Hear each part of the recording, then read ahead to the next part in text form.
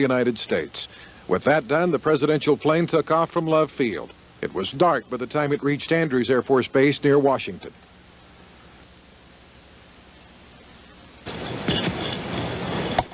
The van that you see, we are assuming is the vehicle in which the president's body, this is undoubtedly the casket that is being brought forth. And from the vantage point that he has down there, ABC's Dick Bate will continue the commentary.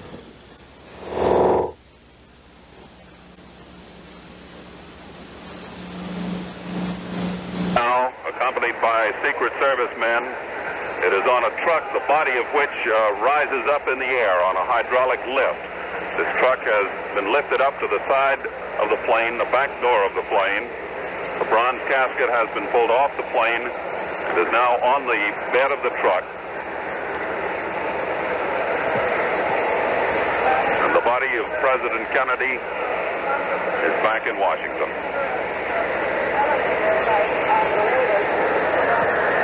On board this same plane, we're told, is President Johnson.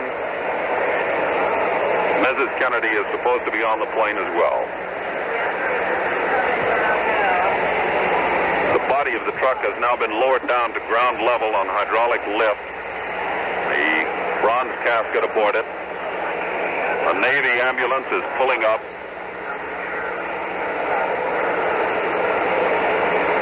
The bronze casket carrying President Kennedy's body will be taken from here to Bethesda Naval Hospital. We're told that sometime tomorrow, President Kennedy's body will be taken to the White House for private ceremonies for the family.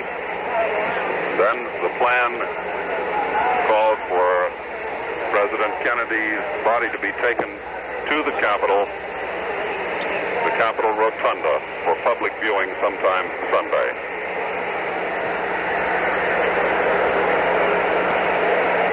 Secret Service escort now lifting the bronze casket off the truck, bringing it down onto the field of Andrews Air Force Base. A Navy, Mrs. Jacqueline Kennedy, Attorney General Robert Kennedy have accompanied the casket back here to Washington, are now getting in the ambulance.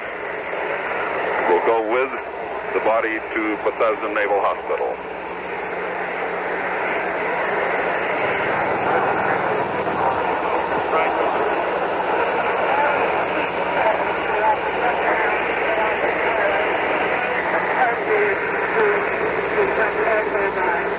This is the same giant aircraft that President Kennedy used on all of his trips around the world.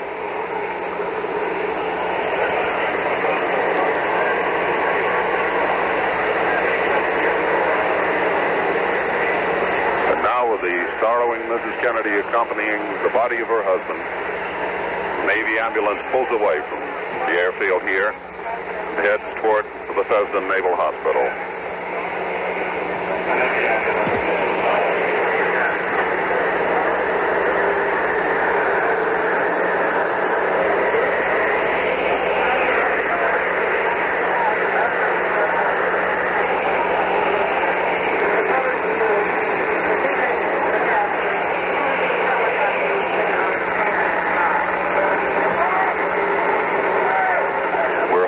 Catch a glimpse of President Johnson, who's supposed to be on this same plane.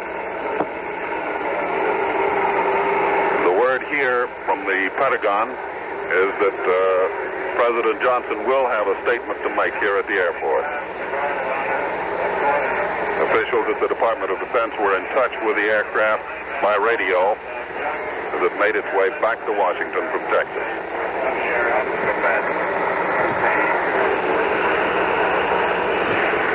Now the steps have been rolled up to the same back door of the jet airliner.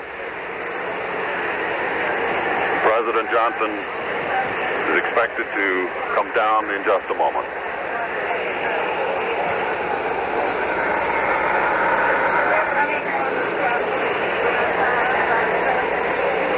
Coming down the steps now down on the ground. Mrs. Johnson with him. President Johnson coming over to the microphones, accompanied by military aides servicemen. Security precautions here at the airport have been redoubled tonight. President Johnson has called a special meeting of congressional leaders. We're told there's a possibility of a cabinet meeting at the White House tonight.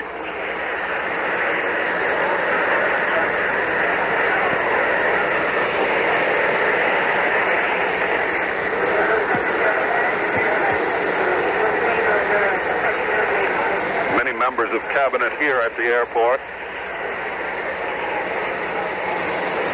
Members of the diplomatic colony in Washington, and a crowd of average citizens who turned out to pay their respects to President Kennedy's return to Washington. The ambulance carrying the casket has gone on into the city, and President Johnson is now before the microphones for his first public statement as President of the United States.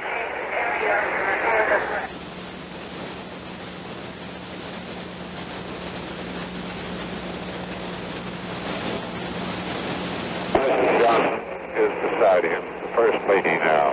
And now, ladies and gentlemen, we take you to the microphones, and in the background of the noise here, they're still standing. The pictures are being taken. He is not ready to speak at the moment. We will watch and see just as soon as he is ready to speak. Another word is being given to him at the present time. And Lyndon Johnson is still standing there. They're looking at the plane, the people gathered around the officials. Ladies and gentlemen, the President of the United States. Those words from the new President of the United States, Lyndon Johnson.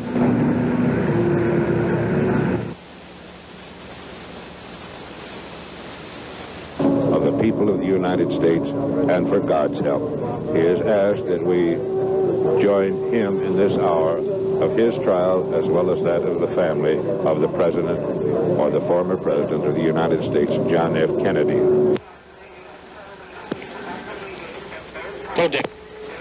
President Lyndon Johnson has made his first public statement since being sworn in as President of the United States. He said that he will do the best he can, and he asked for the support and guidance of all Americans. He's now talking with congressional leaders who have met the plane at the airport. We understand that he has called for a meeting tonight at the White House.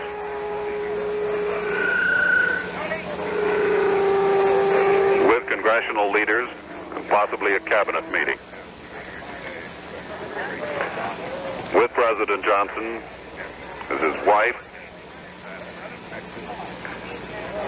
He's having a few quick words now with some of the members of the leadership of Congress who have come out to the airport. President Johnson was obviously mourning the passing of President Kennedy. His statement was very short.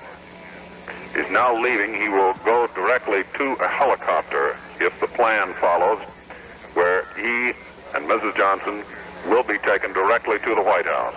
The helicopter is standing by right here at Andrews Air Force Base. The trip shouldn't take more than 10 minutes or so.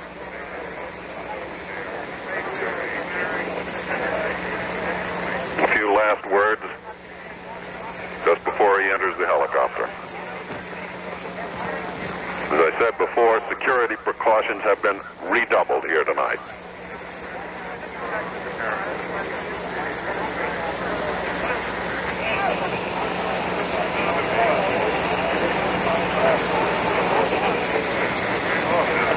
Mrs. Johnson and President Johnson climbing up the steps into a Marine helicopter, accompanied by members of his staff. They will go now directly to the White House.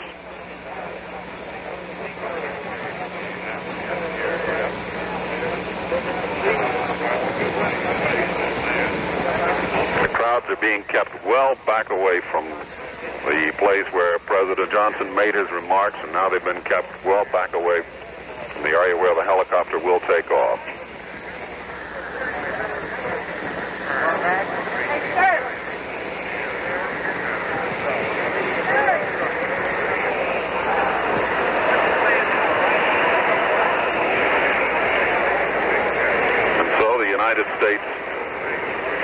mourns President Kennedy. The helm of the government is in the hands of Lyndon Johnson, the new president of the United States. His helicopter now about ready to leave. It is an Army helicopter, not a Marine helicopter. It's one of the new turbo models, turbine helicopter, and it is prepared to take off momentarily.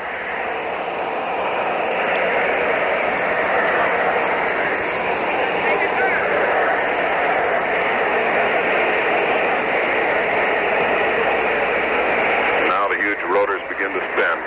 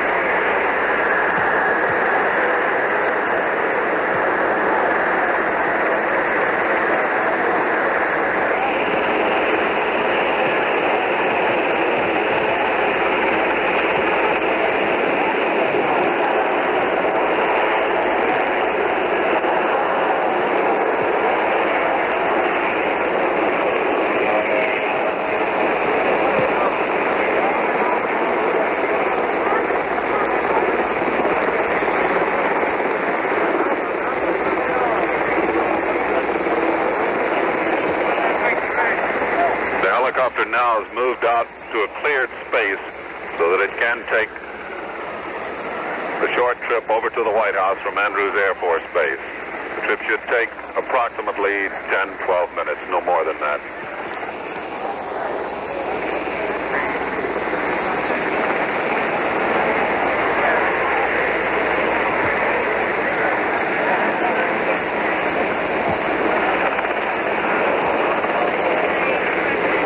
One last look now at the airfield before the helicopter takes off.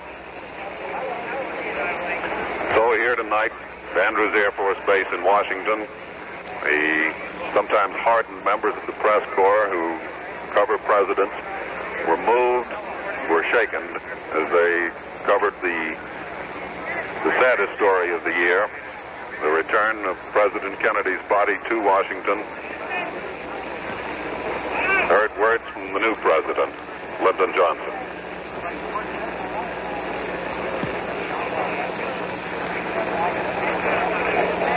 This is Richard Bate, ABC, Andrews Air Force Base. President Johnson, recently installed, arrived at Andrews Air Force Base. That was the report from Richard Bate on that event. The airplane touched down at 6:08 this evening after the statement, a very brief one, in which he called for the help and of the American people and the help of God. The new president flies on to the White House aboard that helicopter to meet with Secretary of Defense Robert McNamara and McGeorge Bundy, Special Assistant to the President. We take up the story now at the White House, and ABC's Bob Fleming. President Johnson is now on his way to the White House in his first official visit to this famous resident of presidents. His first visit here as President of the United States. He does not intend to stay the night, we're told, but this will become his home and his office. He is scheduling his business of being president immediately. As soon as he arrives at the White House, we are told he will go into a conference with Secretary of Defense McNamara and McGeorge Bundy, Special Assistant for National Security Affairs. And then at 8 o'clock tonight, he has asked the leaders of both houses of the Congress, Republicans as well as Democrats, to join him here for a conference. Tomorrow, we're told, there will be the first of the arrangements for the final tributes to President Kennedy. Mrs. Kennedy will be in the group that will see the president first as his body lies in repose in the East Room of the White House from 10 a.m. to 6 p.m. At 10, and perhaps it should be said often that this is not a public event here at the White House tomorrow, rather for the members of the family and the official family. At 10, the members of the Kennedy family will be visiting the East Room. At 11, President Johnson, the Speaker, those former presidents who may come, and those members of the executive branch of the government who hold presidential appointments. At 2 o'clock, the Supreme Court and federal judiciary. At 2:30, members of the Senate and the House, the governors of the states and territories, and at 5 o'clock, the diplomatic corps. Mrs. Kennedy was on the plane that brought the president back. She apparently has decided to ride with the body of her husband to Bethesda Naval Hospital and then return here to the White House. We believe that her children, Caroline and John Jr., have not yet been told of their father's death.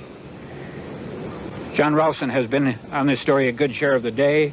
John, I'm sure you agree with me that President Johnson is coming to a place he knows well when he comes here, but certainly no man can know the duties of president until he assumes them. Yes, I think it's very well to emphasize that President Johnson is uniquely well prepared for this job because of the way President Kennedy organized his government. In the past, when vice presidents have suddenly and unexpectedly assumed the presidency, they have often come in without knowing what's been going on. President Truman said that he knew nothing about the office practically. He was completely overwhelmed and appalled at having to take on without knowing. But Vice President Johnson has, from the very beginning of the Kennedy administration, been in the highest councils of policy. He has not only known what was going on, but he has participated in decisions in every field, from national security and foreign policy to domestic policy. So he comes to the job of president uniquely well prepared from that point of view. There comes to my mind tonight, John, a story he has told us about his own experience in the death of President Roosevelt. It just happened that Sam Rayburn, who was a great friend of Harry Truman's and a great admirer of Harry Truman's, had a feeling that Mr. Truman was not on very good terms with Mr. Roosevelt, was not knowing much of what was going on in the government. And so he said to a young friend of his, who was Lyndon Johnson, why don't you get a group of fellows together and we'll tell the Vice President of the United States that he has some friends that we like him if other people don't. So Mr. Johnson rounded up some half-dozen, 8, I think it was, guests to come to Mr. Rayburn's office late one afternoon, where they were going to tell Mr. Truman, the Vice President, that they were his friends. And instead, when Lyndon Johnson arrived, he was a little late, Mr. Rayburn was standing in the doorway saying, Mr. Truman just left in a hurry. He had a call from the White House. And as he left, Mr. Truman had turned to Mr. Rayburn to say, it's a funny thing. They asked me to come to the front door of the White House. Mr. Truman apparently left Mr. Rayburn's office that afternoon without knowing that he had become the President of the United States. Lyndon Johnson has known for some time that a vice president, to serve his job well, to prepare for what may come, must be well prepared. But he has said several times, I remember not long ago him saying that he remembered the lesson they learned in Sam Rayburn's office when they stood and watched Mr. Truman go away to be President of the United States, knowing he was not prepared. And this idea, Bob, that you raised of friendship between president and vice president, I think that there was a very high degree of mutual respect between these two men. And I think that one thing that contributed to it immensely was the way Mr. Johnson conceived and performed his job. It's very difficult to be a vice president when a man is a great political figure in his own right. Certainly as active a man as Lyndon Johnson. Yes, indeed, and one who presumably still held a considerable political ambition. Because the vice president has to be in office a self-effacing man. He must not compete with the president either for public favor or for publicity. John, let me interrupt. I think now perhaps our audio feed is breaking up a little bit. The noise you may hear in these microphones now is the Vice President's, this is the kind of mistake we're going to make here for some time, the President's helicopter arriving in the backyard. Are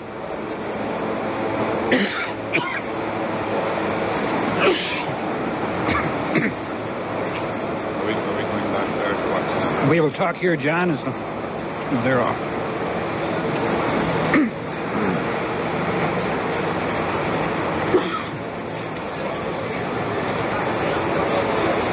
Where's our camera? Over there? I'll pick it up.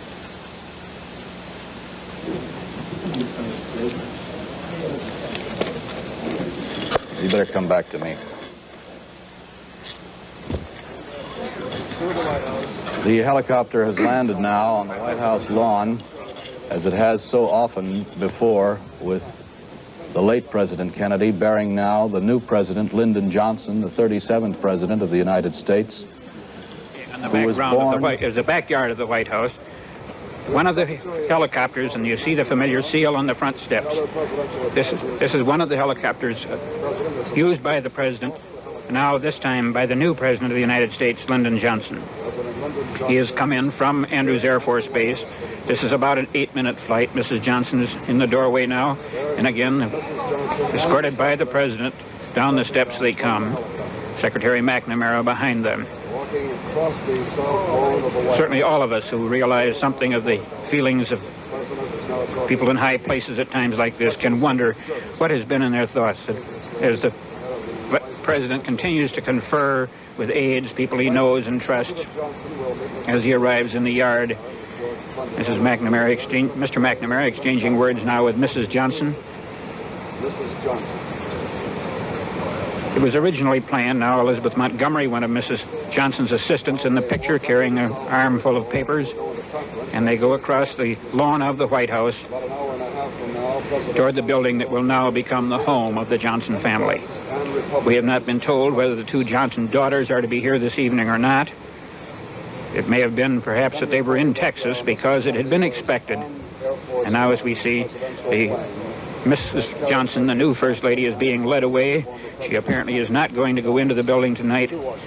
Instead is staying out of the activity which is essential to her husband as he works in his new duties. It's not yet known exactly what... John Ralston and I were saying that the Vice President was especially prepared for this job. Certainly, John, it's true that the men who were in the President's cabinet, President Kennedy's cabinet, know the Vice President well. Some of them, of course, perhaps all of them, will be asked to stay on. This is, however, a choice that the President makes because it is his cabinet, just as now this is his home. Changes, I would think, well, this is very highly speculative. They, I would think, not come very suddenly or be very many for a while.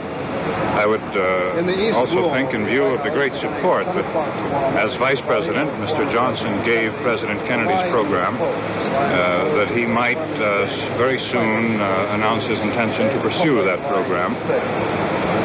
This is not only a matter of tradition, but this is something that I think Lyndon Johnson can do very well. You know, there have been among his opponents a number of stories circulated lately and jokes about his being out of the public eye.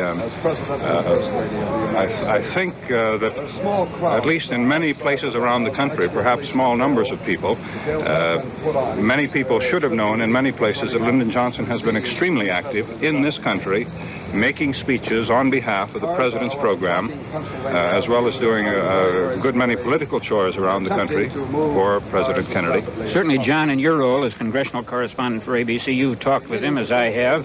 It's been a little surprising, I think, to find so much modesty in a man that we knew first and best in our earlier days here as a man who loved to take the lapels of another senator and be as persuasive as he possibly could for some project in which he was interested.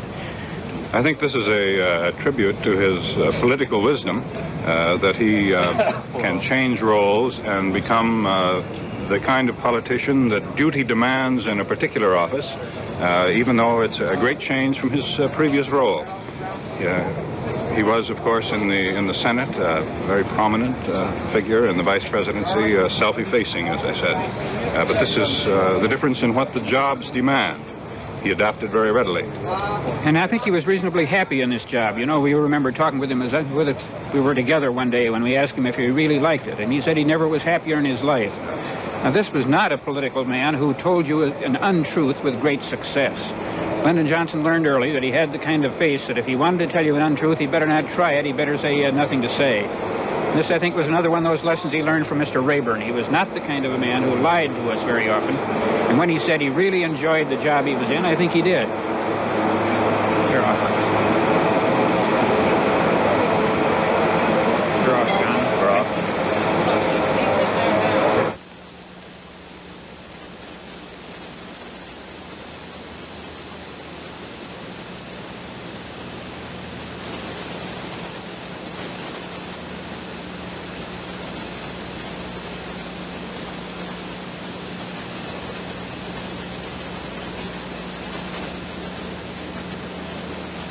First pictures of the arrival of President Lyndon Johnson, the 37th President of the United States.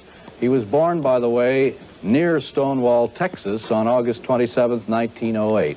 A piece of irony there. He was first elected to Congress in 1938 to fill an unexpired term, served in Congress till 1949 when he was elected to the Senate, there serving as minority leader and then became leader of the Democratic majority. Johnson served as majority leader until 1960 when he was nominated for the vice presidency. President Johnson was sworn into office an hour and a half after President Kennedy's assassination. That ceremony took place in the presidential plane at the Dallas airport. President Kennedy's widow, Jacqueline Kennedy, was at Johnson's side, and so was Johnson's wife, Lady Bird. Johnson was grim, but looked physically well otherwise. Tears dampened Mrs. Kennedy's cheeks. After the swearing-in, President Johnson embraced both his wife and Mrs. Kennedy, then said to the airplane's crew, "Okay, let's get this plane back to Washington." With me here in our New York studios is ABC's commentator Howard K. Smith. Howard, where were you when the news of this tragedy arrived? Well, Bob, that may be recorded in my disheveled appearance. I got on an airplane in Cairo in Egypt last night American time, and I just got off that plane and came in from the airport. I'd been to Cairo to interview President Nasser. And we were about 500 miles from the United States, about 37,000 feet up in the sky. And the pilot overheard a radio broadcast from the United States, and he had recognized me as an ABC newsman he had seen, and he sent the navigator back and asked me to come up and listen to the broadcast. So I did, and we heard it, and I was stunned. And he said, "I've now heard it enough, I think, to make an announcement to the 133 passengers on the plane," which he then did. I then went back into the cabin, and everyone was silent and stunned. I think the reaction was universal on the plane, and I gather everywhere else. People simply could not believe that this energetic, vigorous young man, who had not yet even reached the climax of his presidential term, who still had all his biggest legislation ahead of him, still waiting to be acted upon, you just couldn't believe that he'd been shot down in mid-passage. And there were no sounds. The only opinion I heard, I'm afraid, was my own. Someone finally said to me, "What do you think?" And I said, "I think there are just too many nuts abroad in our nation. There are too many people who are preaching disrespect for courts and law. There are too many people who put too much emphasis on the direct approach instead of arguing, let's hit or shoot." It's not a very original opinion, and it's not a very intelligent one, but that's still the only one that I can summon. As someone told me in Wall Street today, where I learned about this news, he hopes that whoever it was soundly deranged, because this might be the only way in which any forgiveness for this heinous crime could be expressed. Howard, we have a new president in power now. Do you have any immediate thoughts without having had too much time because of this trip back, in thinking about what Mr. Johnson's program might be? Will it be dissimilar at all from the late president's? Well, this is absolutely no recommendation for him, but I've always thought extremely highly of him. I think he is a superb politician, and I believe that we need just exactly that in the presidency. And it will be useful right now because there's so much important legislation that has to be acted on, and I think almost everybody now admits, except a few people in Congress, that the record of Congress is pretty bad. And I think that he's been missed as a leader of the Senate. So I think he will probably follow the president's same policies. I've heard him make speeches on civil rights in which he's been rather more vigorous than the president has been.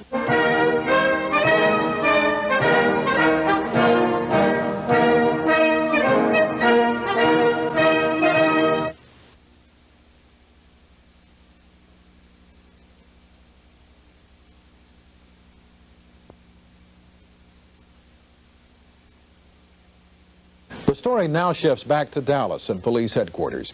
Police, Secret Service, and the FBI have been interrogating Lee Oswald since he was brought in from the Texas theater. Reporters have crowded on the third floor, anxious to get pictures of the suspect and information from anyone who knows what's been going on behind the closed doors at homicide and robbery. Late in the evening, Dallas Police Chief Jesse Curry and District Attorney Henry Wade emerge, where they are immediately swamped by newsmen. We want to say this, that this investigation has been carried on jointly by the FBI, the Secret Service, the Rangers, and the Dallas Police Department, Captain Fritz, has been in charge. Has he confessed, sir? Has he made a statement? He has not confessed. He has made no statement. Charges of murder have been accepted against him. Any particular thing that he said that caused you to file the charges regarding the president's death against him? Physical evidence is the main thing that we are relying upon. What kind of evidence? When will he Not appear at before this the grand time. jury, sir, please? I don't know If that it. is the, is that the next step? The next step would be that. What will happen to him tonight? Where will he be? We will continue with the investigation. There are still many things that we need to work on. Within 48 hours, do you think he might be before the jury? Let Mr. Wade make the statement. This is Henry Wade, the district attorney of Dallas. There's still some more ends that we're working on. This will be presented immediately to the grand jury as soon as some of the evidence is examined. It will be examined today at night and tomorrow. He has been filed in Judge David Johnson's Justice Peace Precinct 2 of Dallas. Been held without bond on this case and the other case too. It'll probably be the middle of next week before it goes to the grand jury because of some more evidence that has to be examined by the laboratory. Has he engaged a lawyer, sir? Mr. Wade, could you elaborate on the physical evidence? Well, the gun and some other things that were gathered. Gun is one of If them. he's engaged a lawyer. We don't know if people have been here, but we don't know. Mr. Wade, you say the gun. Has it specifically been connected with him that that is the murder weapon and is his weapon, sir? Are you going to bring him out? Can you duck it down? Can we get a room where you get a picture of him? Can we get a press conference where he can stand against the wall? That's all. Mr. Wade, I don't know where he is. Where is he? Mr. Wade? Mr. Wade? Yes, sir. Do you expect a confession from this man? No, Would you say it's a strong case? I think it's sufficient. What is the evidence that links him to the gun? I don't care to go into the evidence now. Any of the details. The jurisdiction of the Hoover trial. It'll be in the Dallas County grand jury. We took him to the shore and put him on the street and let them see him, but they couldn't, of course, couldn't interview him out there. And I wanted to look at him or take his picture. We got to interfere with his The whole world's waiting for you. Should we or shouldn't? Is it here that you gentlemen could have a press conference where we could Right down the sheet. all hear this a little better? Speak up, sir. we can go down there. We're going to get in a larger room here. That's what we're talking about here. How about the assembly room right around here? All right, let's go down. Let's go down there where the... How many assemblies? Will the prisoner be brought out? Bring the bag in there.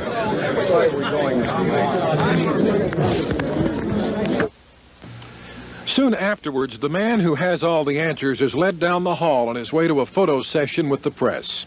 Let's go ahead. Keep moving. He's being moved down to the basement assembly room. Keep moving. Stay back.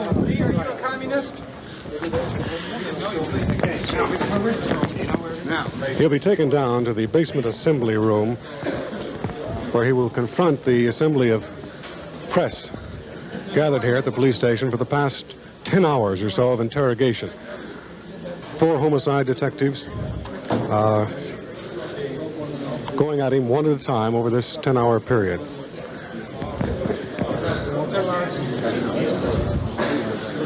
That's what it is. I'm not sure now. It wasn't over there. Well, they have both been charged before. They've been charged, I mean, in both cases. No, I don't.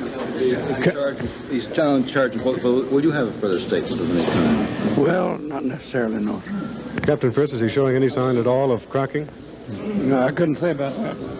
Captain Will Fritz, the chief interrogator of Lee Oswald here at the Dallas County Police Station. It is now 10 minutes past 12 Central Standard Time in Dallas as Lee Oswald is being taken from this 3rd floor where he has been for the past several hours down to the assembly room. There, the police chief, Chief Curry, along with District Attorney,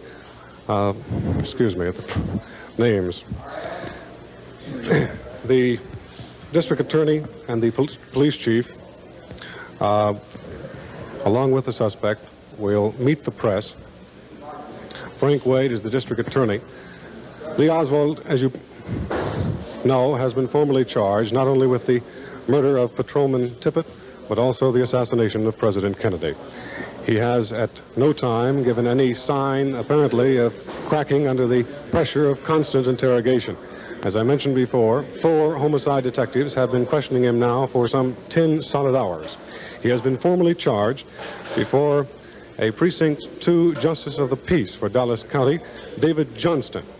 Johnston says that he will be brought probably before a grand jury sometime in the middle of next week and will be indicted for the murder of the president.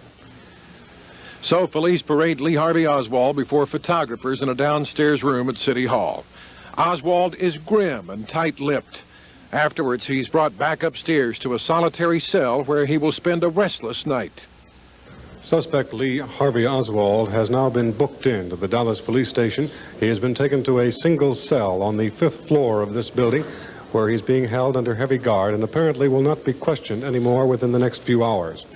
The 10 hours of interrogation took place inside the door directly behind me, where a team of 4 homicide detectives, led by homicide police captain Will Fritz, talked to the suspect for some 10 hours. He, at this point, has been formally charged with the assassination of the president, as well as the murder of Patrolman J.D. Tippit.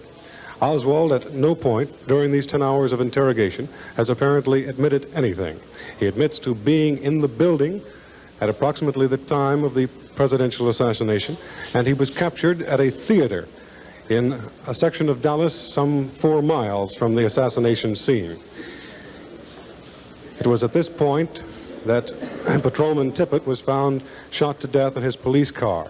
Paraffin tests show that the suspect has fired a gun. This would not necessarily mean the rifle involved in the presidential assassination. Oswald, when asked as he came out of that door and was taken downstairs from this 3rd floor to the basement to the booking desk, "Did you kill the president?" He said, "I did not." District Attorney Frank Wade for Dallas County says the suspect Oswald will probably be taken before a grand jury sometime the middle of next week, where he will be formally indicted for the murder of the president and Patrolman Tippit. Police officials here, working in close cooperation with federal authorities, the FBI, are at this point fairly non-committal as to exactly what the suspect has admitted. But he apparently has made no confession, and after 10 hours of constant interrogation has held on to his initial story. The scene in this hallway now is considerably quieter than it was throughout the past 10 hours. Soon after the arrest of Oswald was made known, this hall was jammed with the mob of news reporters and cameramen who converged on the area minutes after the assassination of the president. The charging of Lee Oswald, 24-year-old suspect, was before Dallas County Justice of the Peace David Johnston. He simply told the suspect, "You are hereby charged with the murder of Patrolman J.D. Tippit in one formal charge and of President John F. Kennedy in the other." He is accused of murdering both of these men with malice aforethought, first-degree murder. Suspect Oswald, as I said, is now on the 5th floor of this building in an isolated cell under heavy guard, where he will be held through the night with possibly more interrogation, and certainly more interrogation tomorrow. This is Roger Sharp at the Dallas Police Station. Oswald has now been formally charged with murder in the shooting of a Dallas policeman in a theater only 45 minutes after Mr. Kennedy and Governor Connally were shot. The policeman was checking a tip that the assassin had fled into the theater. ABC's Bill Lord, who was at Dallas Police Headquarters, reports that Oswald has admitted being in the building where the fatal shots were fired at the presidential motorcade. But the youthful suspect, who once tried to become a Soviet citizen, still insists he did not fire the shots that killed the president and critically wounded the governor of Texas. Oswald told reporters at police headquarters just an hour ago, "I don't know what this is all about. I didn't do anything." The gun that fired the fatal shots was found on the 6th floor of the building behind some cartons full of school books. The empty shells were found on the 5th floor. There are fingerprints on the weapon used by the assassin, a bolt-action Argentine-made rifle of World War II vintage. As of this moment, police have not said whether the fingerprints are Oswald's. Thank you. Jay Watson here, the gentleman you just heard from, Bob Clark from ABC in New York, and on his left, your extreme right, Bob Walker, news director of WFAA TV. We would like now to present the last hours of President Kennedy. So if we will roll the tape, Bob, let's take a look at it. The last hours of President John F. Kennedy began this morning in a misty, grim day in Fort Worth, a city just 28 miles to the west of Dallas. At 8:45 this morning, President Kennedy walked outside of the hotel, bareheaded as usual and without a coat, into a parking lot across the street from Fort Worth's Hotel Texas. This was not a planned thing earlier when the president's Texas itinerary was planned, but in response to requests from Democratic leaders in Fort Worth, the president agreed to come out ahead of his regularly scheduled breakfast address, as he did come out and address some 8,000 people. These shots at 8:45 this morning in Fort Worth. The rain stopped about this time, by the way. I believe Bob Clark. Yes, it had been raining quite heavily only a few minutes before. This speech was added suddenly to the president's schedule only yesterday evening. The White House announced at that time that Mr. Kennedy wanted to talk to the people of Fort Worth. His other major speech there was to the Chamber of Commerce. It's interesting, too, right before the president made his speech, he was given a big Texas hat, a pair of cowboy boots, and also Mrs. Kennedy was given a pair of boots. Jim Wright, Fort Worth. And the vice president being able to introduce the president, which he did. And President Kennedy's remarks outside were brief, but the people responded with warm applause. So happy that the president saw fit to come outside the hotel, since, of course, the hotel dining room where he spoke later has just limited seating capacity. 8,000 people was the estimate crowd. The president had flown into Fort Worth late last night after a hectic first day on his planned three-day swing through Texas. He had the two speeches scheduled in Fort Worth and then was to move on to Dallas later in the day. Bob, I think the thing we have coming up next is after the president has moved into the